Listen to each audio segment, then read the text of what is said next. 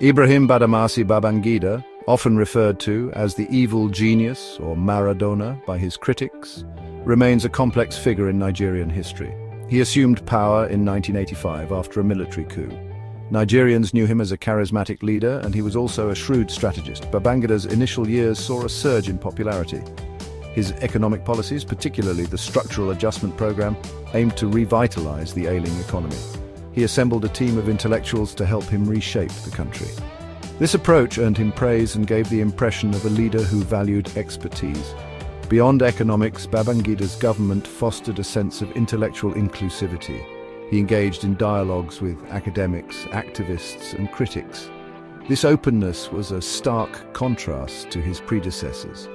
It fueled a sense of optimism, and many believed that Nigeria was finally on the path to true democracy. The year 1993 arrived with a palpable sense of anticipation. Nigerians were on the cusp of a historic transition. The long-awaited return to democratic rule was within reach. The presidential election held on June 12th was like no other. It was remarkably peaceful and widely regarded as free and fair. Moshood Kashimawo Olawale Abiola, a wealthy businessman, was the candidate of the Social Democratic Party. He ran against Bashir Tofa of the National Republican Convention. Abiola, with his charisma and promises of progress, captured the imagination of Nigerians across ethnic and religious lines. The election results, when announced, were undeniable. Abiola had won by a significant margin. Then came the unthinkable. Few days after the election, Babangida's government annulled the election. They cited flimsy excuses, talking of irregularities and national security concerns. The announcement sent shockwaves through the nation. It was a blatant disregard for the people's will and shattered the fragile hope that had blossomed. In his bid to regain his presidential victory, MKO Abiola lost his life after his detention in prison for 5 years, while his wife, Kudirat, was also murdered by agents loyal to Babangida's successor, Sanni Abacha. Abiola's death in 1998 ended any hope of his presidency. But Nigerians did not forget his sacrifice.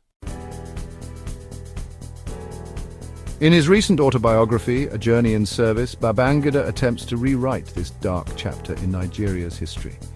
He acknowledges for the first time that Abiola indeed won the election.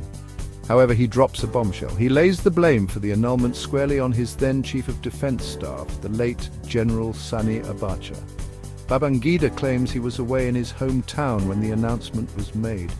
He portrays himself as shocked and dismayed, calling the annulment a tragic irony and a regrettable accident. This attempt at absolving himself has been met with widespread condemnation.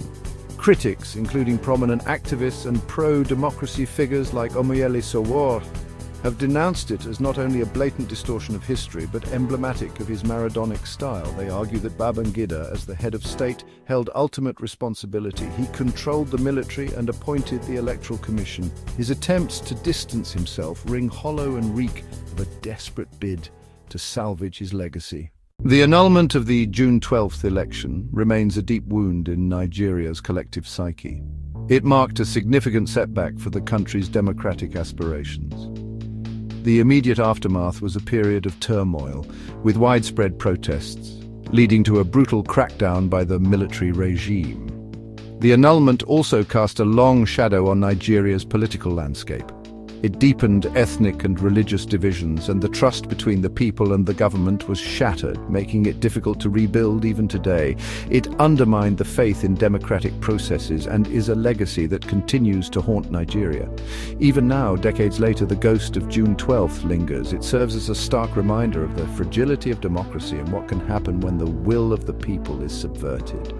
Nigerians, especially those who lived through that era, carry the scars of that betrayal. They remember the hope that was crushed and demand accountability for the injustice.